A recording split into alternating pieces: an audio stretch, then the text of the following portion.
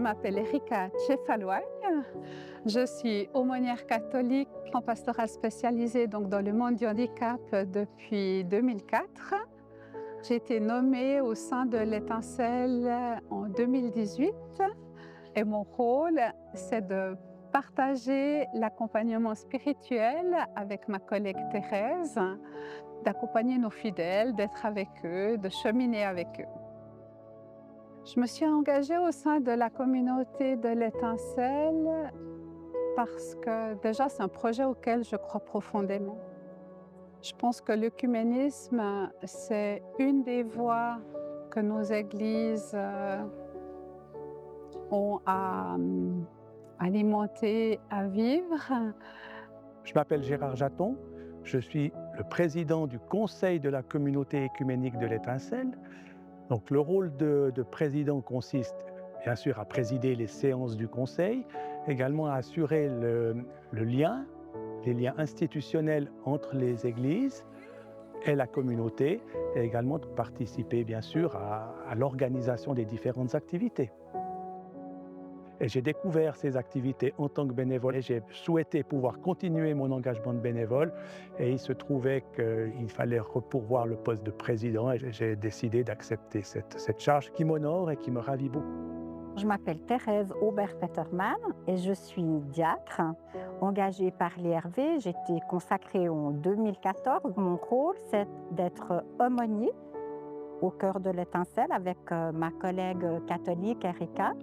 Et puis, c'est de prendre soin, d'accompagner les personnes. Donc, on a ce rôle de prendre soin et de la communauté, d'où de réfléchir à des moments ensemble d'activité, et aussi d'avoir des temps d'accompagnement pour les personnes. Je m'appelle Christiane Cornu-Cabin et je suis bénévole à l'Étincelle depuis 2017. Je m'occupe du secrétariat, des envois à faire aux fidèles. Puis je suis bénévole en même temps parce que nous participons aussi aux activités de l'Étincelle.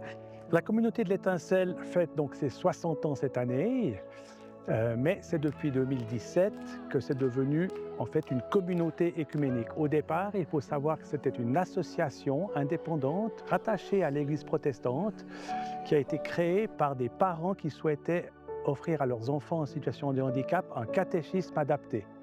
La communauté de l'Étincelle et ses activités font partie des missions exercées en commun par les deux églises reconnues par l'État de Vaud, au même titre que d'autres aumôneries, en EMS, en hôpitaux ou ailleurs.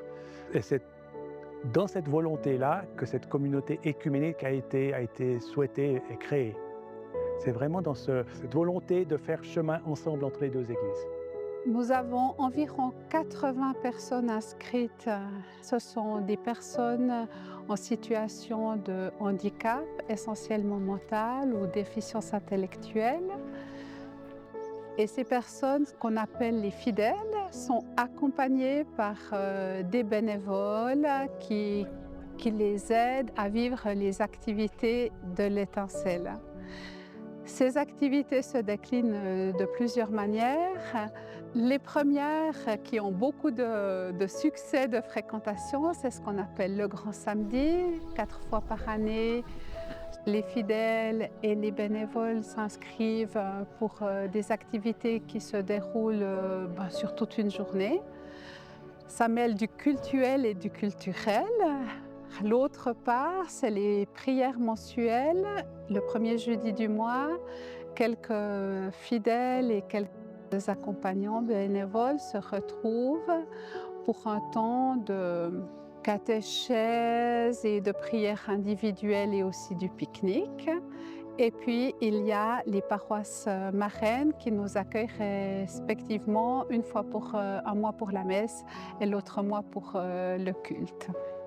Nous disposons également d'un conseil qui est là pour organiser la vie de la communauté, les activités, également aussi assurer les relations institutionnelles avec les deux églises. Alors, le conseil, il est composé donc de 5 personnes, des 2 aumônières, d'une dame qui s'occupe de la trésorerie, et d'une secrétaire, et de moi-même, qui en assure la présidence. depuis février de cette année. Je trouve au niveau du conseil qu'on fait une équipe qui est soudée, qui est stimulante, qui fait qu'on sent qu'on tire à la même corde. Ça, c'est vraiment enrichissant. Les bénévoles pour l'étincelle, donc les personnes qui accompagnent les personnes lors de nos différentes activités, nous les recherchons plus, ça se passe un petit peu, j'ai envie de dire, c'est du bouche à oreille.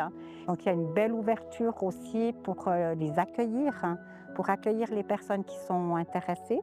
Puis après, si elles ont envie de s'engager plus régulièrement, alors on leur demande de signer une charte et puis elles sont les bienvenues. Les valeurs qui motivent l'étincelle, c'est que toute personne est capable de Dieu, a quelque chose à recevoir de lui et à dire quelque chose de lui. Je crois que nos fidèles aiment se retrouver en dehors de leurs institutions, entre amis, et puis qu'ils sont très heureux de pouvoir vivre ces activités qu'on a pensées à leur rythme. Ils sont profondément croyants et ils ont envie de prier, ils ont envie de vivre leur foi, ils ont envie de partager quant à leur foi et c'est ce que l'étincelle leur offre. Des espaces d'inclusion pour tous, en l'occurrence ici les personnes en situation de handicap mental, c'est juste complètement obligatoire chez nous. On a tendance à construire des murs et puis à exclure des personnes. Et de fait, c'est tellement important qu'on puisse rendre l'accès à tous. Ça passe aussi par les structures des bâtiments, etc. Mais ce sont des personnes à part entière, ce sont des citoyens et ils ont le droit d'aller là où ils veulent aller, quand ils ont envie d'y aller. On se doit d'avoir et des espaces où on peut être tous ensemble et de leur donner, d'avoir accès au tout public. Ouais. Je trouve que c'est un droit minimum. Ouais. Ces personnes-là, elles font partie de notre univers, elles font partie de notre société. Et une de mes convictions, c'est que s'il existe toujours des personnes en situation de handicap, c'est pas parce qu'il y a des accidents, c'est parce que je pense vraiment qu'il y a des choses qu'il n'y a que la personne en situation de handicap qui peut nous dire. Entre autres, prenez le temps. Prenez le temps d'être. Prenez le temps de la rencontre. Dans ce monde, ça scrolle beaucoup. On passe d'un truc à l'autre. Et ça, c'est pas possible avec la personne en situation de handicap. Et je crois vraiment qu'elles sont là pour nous rappeler cet essentiel-là de l'être. Les personnes, quand elles participent aux différentes activités proposées par l'étincelle, elles apportent toute leur personne, toute l'importance qu'elles sont, et puis sans filtre. Le plus souvent, elles débordent de confiance, elles ne se posent pas les questions que nous on aurait. Elles osent venir quand ça ne va pas, elles osent pleurer, elles osent questionner, elles osent dire leur désaccord, et ça rend tellement riche les moments de rencontre et la communauté. Donc, non seulement elles sont au cœur de la communauté, mais elles sont le tout, quoi. C'est vraiment ce qui fait battre. C'est vrai que de côtoyer des personnes en situation de handicap, je suis toujours, moi, émue de la manière avec laquelle ils nous accueillent. Quand on fait une sortie d'un gros samedi, par exemple, ou des moments de prière ou autre, il y a une confiance qui nous manifeste que je trouve vraiment touchante. Et puis en même temps, il y a quelque chose, c'est des gens qui n'ont pas beaucoup de filtres. Donc ils sont vrais, ils sont nature, ils sont directs, ils sont des fois un peu interlocaux aussi. Mais en même temps, il y a quelque chose de vrai qui passe naturellement. Que ce soit au niveau des fidèles, mais également au niveau des accompagnants, il n'y a pas de masque.